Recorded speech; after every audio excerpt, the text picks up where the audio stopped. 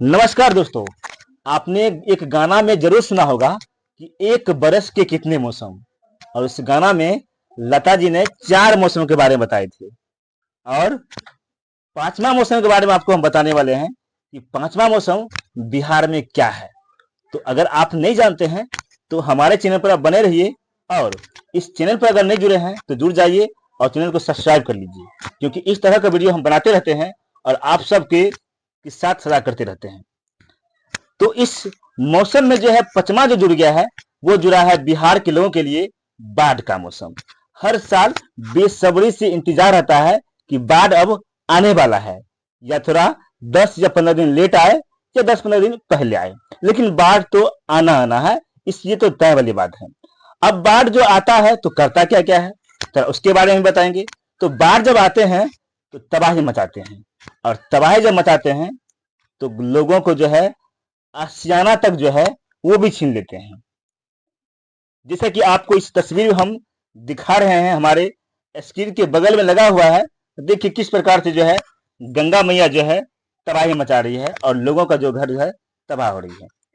लेकिन सवाल उठता है कि इसका जो सबसे गुनाहगार अगर है तो कौन है? क्या ये नदी है या सिस्टम है? आपके नजर में क्या लगता है, कौन है गुनाहगार, सिस्टम या ये नदी? कमेंट में जरूर बताइएगा। और बाकी इस पर हम विस्तार से चर्चा अभी आपको विस्तार से चर्चा कर रहे हैं, और आपको इस वीडियो के माध्यम से भी बता रहे हैं कि वास्तव में इसका गुनहगार कौन है। तटबंध के बगल में बसे ये गांव, ये आशियाना गांव बना हुआ, ये आशियाना बंगला बना हुआ है, और एक सुखी परिवार इस गांव में रहते हैं और बिना किसी झिझक के साथ अपनी जिंदगी को जीते हैं। लेकिन कभी इस मंजर को देखा नहीं होगा और न ही कभी सोचा होगा कि इनके साथ ऐसा बड़ा घटना होगा। क्या बाढ़ का पानी का रौद्र इतना होगा कि गांव के गांव खत्म कर देंगे, गांव को जो है नदियों में समाहित कर लेंगे। जब आप तस्वीर को देखेंगे तो आपका दिल दहल जाएगा, आपके रोंगटे खड़े हो जाएंगे, और आपको भी सोचने पर मजबूर करेंगे, आपको भी सोचने पर मजबूर करेंगे, क्या ये उभरता हुआ बिहार है? क्या यही विकसित बिहार है? क्या यही चाणक्य का बिहार है? यही बुद्ध का बिहार है? यही एक विकसित बिहार का स्वरूप है? यार सोच के देखिएगा। इस वीडियो को देखने के बाद आप भी सोचिएगा कि वास्तव में जो है वो क्या मंजर है, क्या वो दृश्य है। गांव के गांव कई घर इस नदी में समा हो गए, कोई भी ऑप्शन नहीं बचा है इनको बचाने के लिए। और सिस्टम हाथ पर हाथ धर के बैठी है, सिस्टम ऐसे मानो कि सो रही है। इन तटबंध के गांव के बगल में जो गांव बसे हुए हैं, इन तटबंध के बगल में जो घर बसे हुए, जो गांव बसे हैं, आखिर उसको समय रहते हुए पहले क्यों नहीं चेतावनी दिया जाता है, या पहले क्यों नहीं इसे सुरक्षित किया जाता है? अगर इसका पहले से का इंतजाम अगर हो जाता बचाने के लिए तो शायद ऐसा दृश्य देखने को नहीं मिलता। इसीलिए तो हम कह रहे हैं कि अगर 5वां अगर मौसम कोई है तो वह है बाढ़ का मौसम। और बिहार में उसका बेसब्री से नेता लोग इंतजार करते हैं, सिस्टम इंतजार करते रहते हैं। क्या इस बाढ़ के पानी को रोका नहीं जा सकता है? क्या इस बाढ़ के पानी को रोकने के लिए सरकार के पास वो सिस्टम नहीं है? क्या इस बाढ़ के पानी को रोकने का उपाय सिर्फ बांध है? क्या इस बाढ़ के पानी को रोकने के लिए और कोई दूसरा विकल्प नहीं है? जरा सोचिए, बिहार के आरा जिला में जवनिया गांव, गांव में कई घर नदियों में जो है मिल चुका है, और सिस्टम सिर्फ तमाशबिंद करके देखते रहते हैं, सहानुभूति दिखाते रहते हैं कि हम आपके साथ में हैं। सोचिए, बाढ़ की इस आपदा में कई करोड़ रुपया दिया जाता है, इतने करोड़ रुपया दिया जाता है कि उन रुपयों से पूरे बिहार के बाढ़ को कंट्रोल किया जा सकता है। क्या बाढ़ के नाम पर इतने सारे रुपये अनाउंसमेंट किया जाता है, ये सिर्फ दिखावा है? क्या सिर्फ ये दिखाने के लिए है कि बाढ़ के लिए जो है ये इतना रुपया दिया गया है? वास्तव में इसका सोल्यूशन कुछ भी नहीं निकाला जाता है। अगर इसका सोल्यूशन निकाला जाता तो शायद ऐसा नौबत नहीं आता जो आज जवनिया गांव का हालत है। दोस्तों, अब तक वीडियो में हमने बहुत सारे ऐसे तस्वीर आपको दिखाए होंगे कि अमूमन जवनिया गांव के अलावा भी ऐसे भी बिहार में कई गांव हैं जो इसी तरह की घटना को फेस कर रहे हैं, लेकिन उसका आवाज कोई नहीं उठाता है। अभी विधानसभा में इसकी चर्चा होनी थी, लोकसभा में चर्चा होनी थी, लेकिन इसकी चर्चा नहीं हो रही है। सिर्फ और सिर्फ अभी चुनाव की चर्चा हो रही है।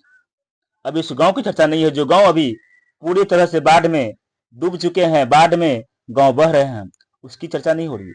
सिर्फ और सिर्फ चर्चा अगर हो रही है तो राजनीति की चर्चा हो रही है कि हम इतना देंगे, हम उतना देंगे, हम इतना देंगे, हम उतना देंगे। सिर्फ चाहे वो सत्ता पक्ष हो चाहे वो विपक्ष हो, दोनों यही कर रहे हैं।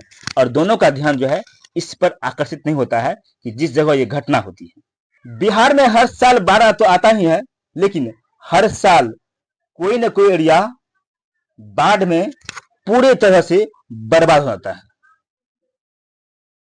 पिछले साल भी आपको हमने दिखाया था कि किस प्रकार दरभंगा जिला के किरतपुर प्रखंड के भूगोल गांव जो बाढ़ की चपेट में जो है बह गया, उसके आसपास के जो भी गांव थे सब बह गया, और अभी तक उन लोगों को कुछ मुआवजा नहीं मिला है। जिनका घर, जिनका आशियाना वाला बिल्डिंग उस पानी में बह गया है, जिसका सब कुछ बाढ़ में बह गया हो, मुआवजा सिर्फ नाम के लिए है, लेकिन अभी तक धरातल पर उन लोगों के लिए कुछ भी सहायता नहीं मिला है। ठीक इसी प्रकार का घटना बिहार में आरा जिला में उन लोगों के साथ जो आज हो रही है, उस समझिए एक बहुत ही बड़ा उनके साथ एक बड़ा घटना है, जो सिस्टम को सोचना पड़ेगा, सिस्टम को पुनः फिर से इस विषय पर सोचना पड़ेगा, और आए दिन फिर से ऐसी कोई गांव बाढ़ की चपेट में न बहे, इनके लिए व्यवस्था करना पड़ेगा। और उन रुपयों को, जितना रुपये जो अनाउंसमेंट किया जाता है, जारी किया जाता है, उन रुपयों का भी ऑडिट होना चाहिए, कितना खर्चा हुआ, कितना खर्चा नहीं किया। ये छोटे छोटे जो स्तर पर अधिकारी पदाधिकारी सब जो होते हैं, ये सब रुपये ऐंठते हैं, सिर्फ ऐंठने काम करते हैं। अगर इसका एक बार ऑडिट वगैरह हो जाएगा तो इन लोगों के जेब में जो पैसा जाता है वो पैसा नहीं जाएगा। बाढ़ को रोकने की स्थिति, बाढ़ को रोक सकती है, लेकिन इससे के अलावा भी एक बहुत बड़ा उपाय सोचना होगा जो बाढ़ को कंट्रोल कर सकता है। वो है नदियों को नदी से जोड़ना। जब तक नदी को नदी से अगर नहीं जोड़ा जाएगा, बिहार में बाढ़ कंट्रोल नहीं होगा। अभी देखते हैं, आधा बिहार बाढ़ में बह रहा है और आधा बिहार उस पानी के लिए तरस रहा है। वो किसान पानी के लिए तड़प रहा है कि उसके खेतों में पानी जाए। उसके खेतों में अगर पानी नहीं जाएगा तो वो फसल सूख जाएगा, फिर वो फसल नहीं उगा पाएंगे तो उसके बच्चे क्या खाएंगे।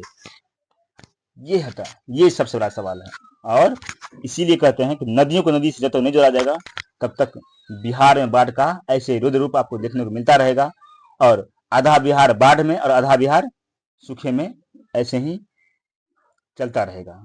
अगर बिहार को नंबर 1 में अगर लाना है तो नदियों को नदी से जोड़ना होगा, यही एक विकल्प है।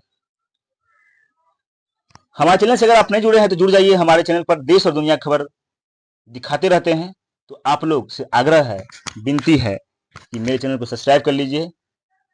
जय